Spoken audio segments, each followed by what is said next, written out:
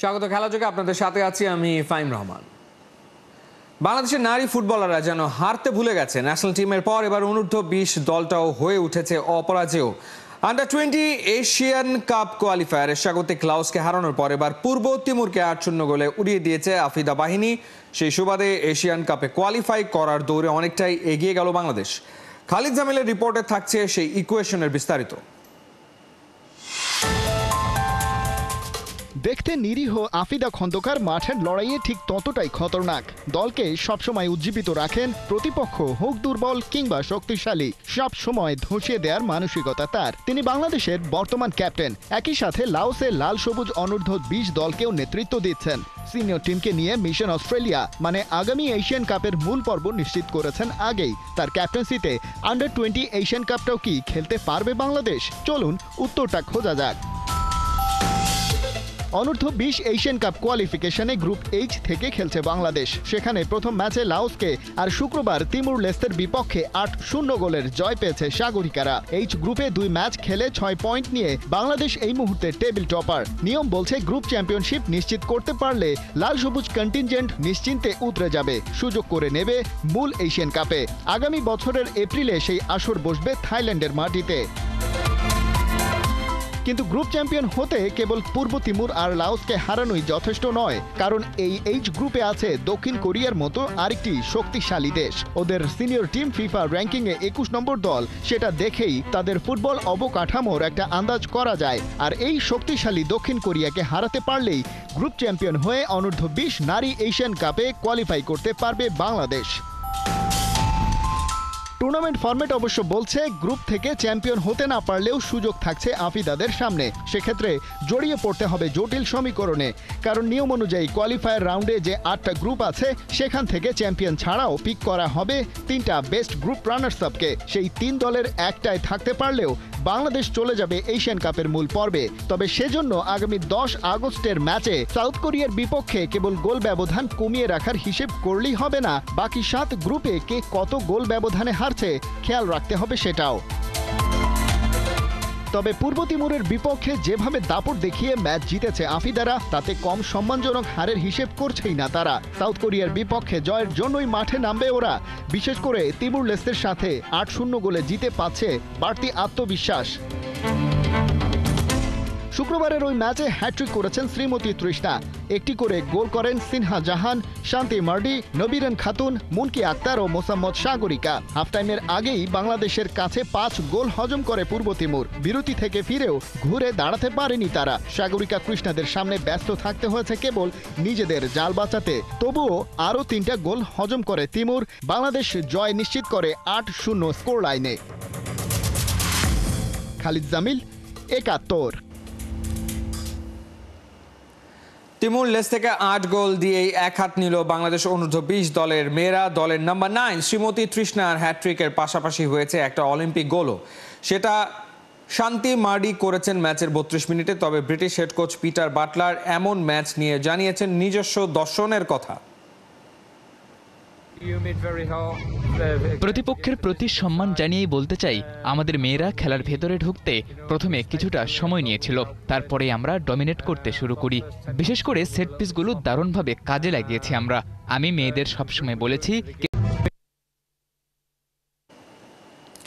খেলার মাঠে খেলা নয়, হবে সবুজায়ন। মানুষের হাঁটা চলার জন্য বন্ধের সংখ্যায় প্রায় 22টি ডিসিপ্লিনের খেলাধুলা, এমন অভিযোগে উঠেছে দিনাজপুর জেলা প্রশাসক মোহাম্মদ রফিকুল ইসলামের বিপক্ষে। কিন্তু তা নিয়ে আনুষ্ঠানিকভাবে বক্তব্য দিতে রাজি হননি তিনি। উল্টো খেলাযোগকে তিনি বোঝানোর চেষ্টা করেছেন উল্টো পাল্টা। দিনাজপুর থেকে হাসান সজীবের পাঠানো রিপোর্ট।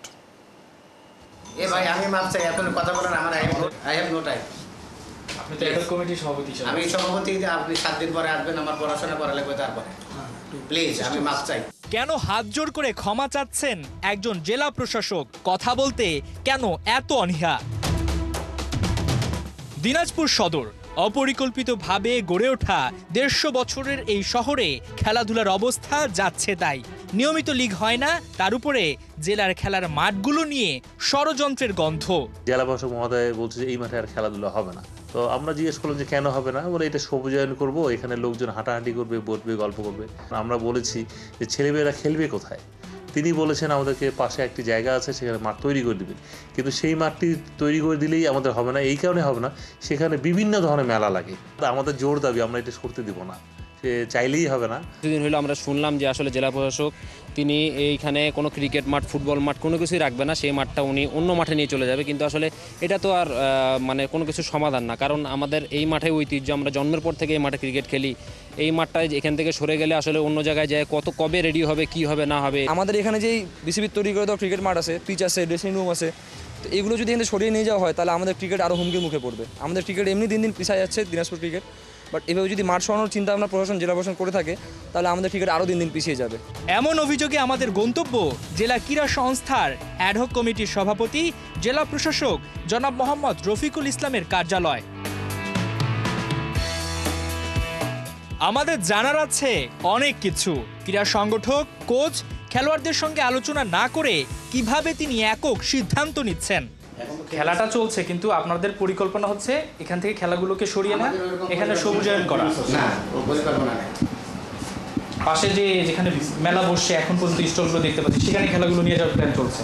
তাহলে স্যার যে অভিযোগটা শুনলাম এটা মিথ্যা। মিথ্যা তো আমি বলতে পারি না, সঠিক না। ওনারা কয়েকদিনের মধ্যে স্মারকলিপি দেবেন এমন একটা ওনারা বলেছেন ওনাদের ইন্টারভিউতে।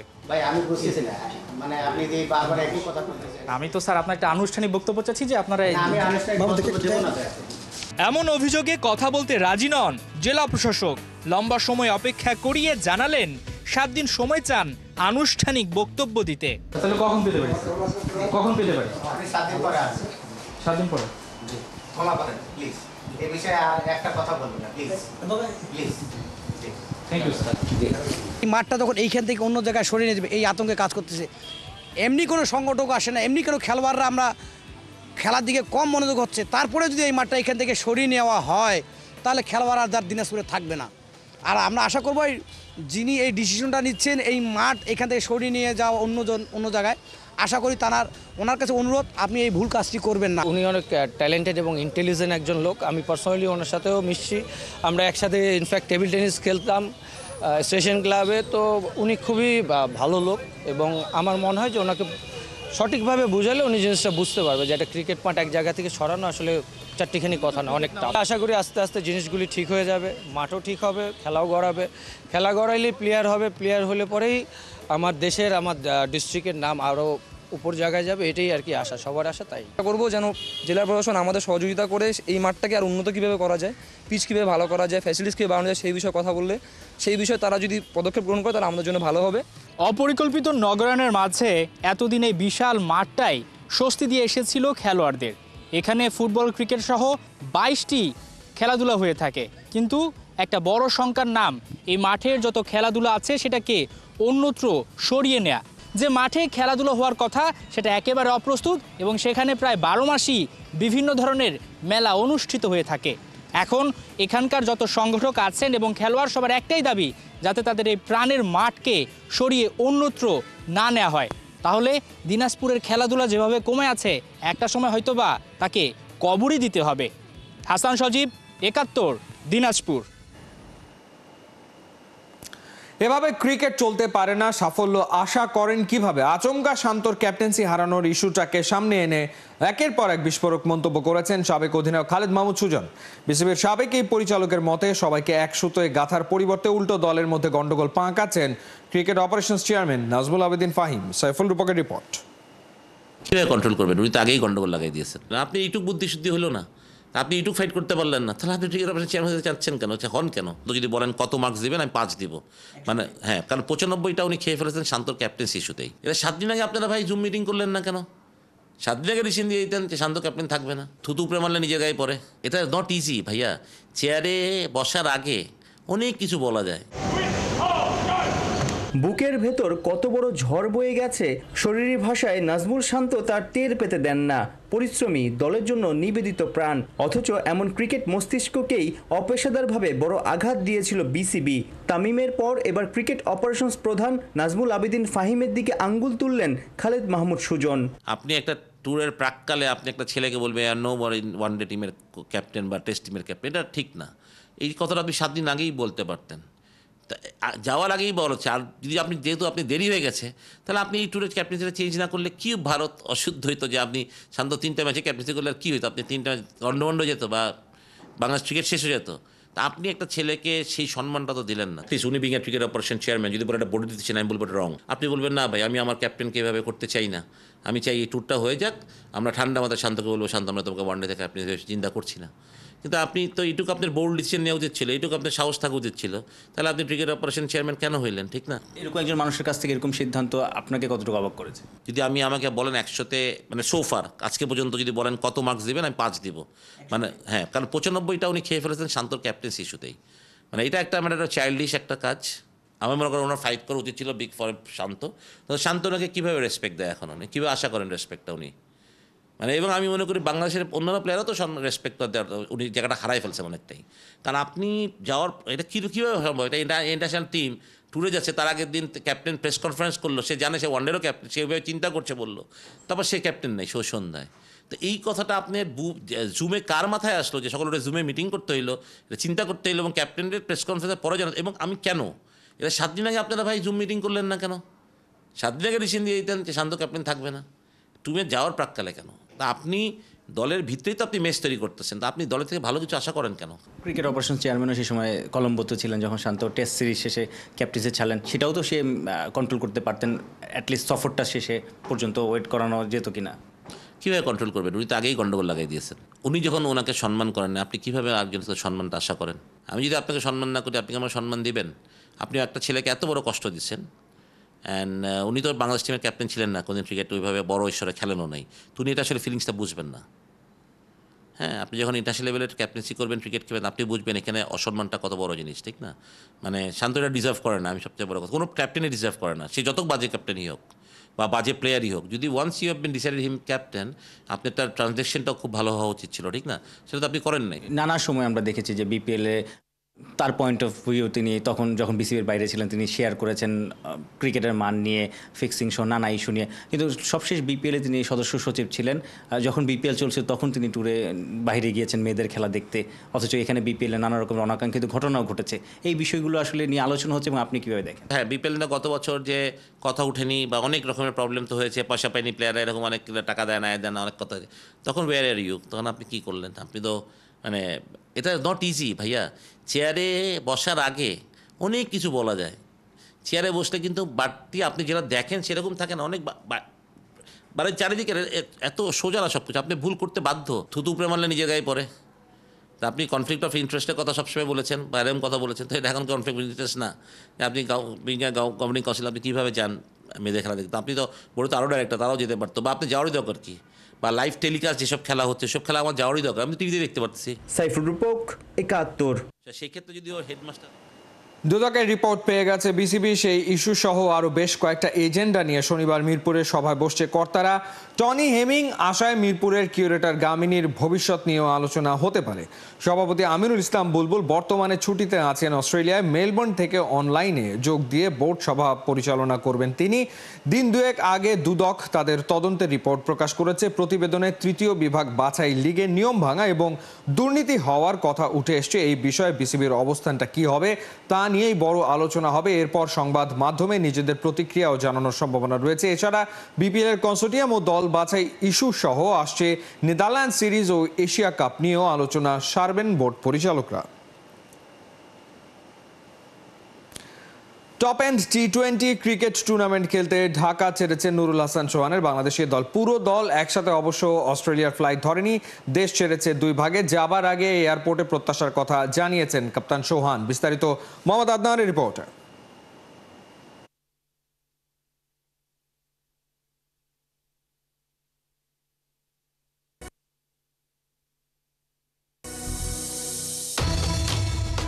গত বছর শিরোপাটা ছোঁয়া হয়নি, তবে এবার সেই আক্ষেপ রাখতে চায় না নুরুল হাসান সোহানের নেতৃত্বাধীন বাংলাদেশ এ দল।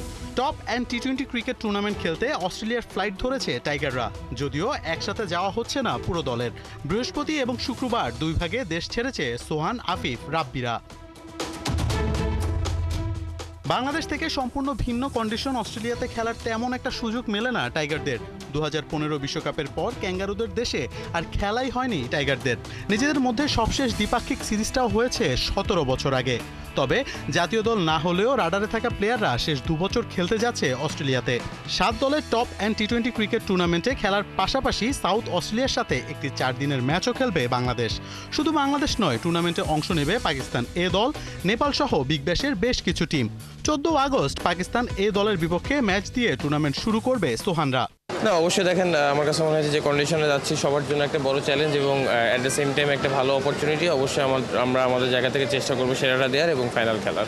অবশ্যই আশা করবো ইনশাল্লাহ, বাট আমার কাছে মনে হয় যে অ্যাট দ্য সেম টাইম আমাদের ওখানে আমাদের 100% খেলাটা খেলতে হবে এবং যেটা বললাম যে টিম হিসেবে খেলতে হবে এবং আমাদের প্রসেসগুলো যদি আমরা ঠিকমতো ফলো করতে পারি ইনশাল্লাহ ভালো কিছু হবে। না, অবশ্যই দেখেন, যেহেতু এখন অস্ট্রেলিয়ার জন্য যাচ্ছি, এটা নিয়ে ফোকাস করতে যাচ্ছি। অবশ্যই এই টুর্নামেন্টটা ভালো করতে চাই, আর যেটা বললাম বাকিটা আল্লাহ ভরসা। নিজ প্রত্যাশার কথা জানিয়ে গেছেন কাপ্তান সোহান। এশিয়া কাপ এবং বিশ্বকাপ দলে সুযোগ পাওয়ার সবচেয়ে বড় অ্যাসাইনমেন্ট এই টুর্নামেন্ট। এয়ারপোর্টে অবশ্য সবার আগে এসে হাজির হয়েছিলেন নাঈম হাসান। তারপর একে একে রাব্বি, সাইফ, আফিফরা এসেছেন নিজ গাড়িতে করে। সবার মধ্যে ব্যতিক্রমী ছিলেন জিসান আলম। নিজ ব্যাটকে শান দিয়ে সাথে করেই নিয়ে গেছেন। এখন দেখার অপেক্ষা এই ব্যাটে ঝড়টা কেমন তোলা যায়। মোহাম্মদ আদনান, ৭১।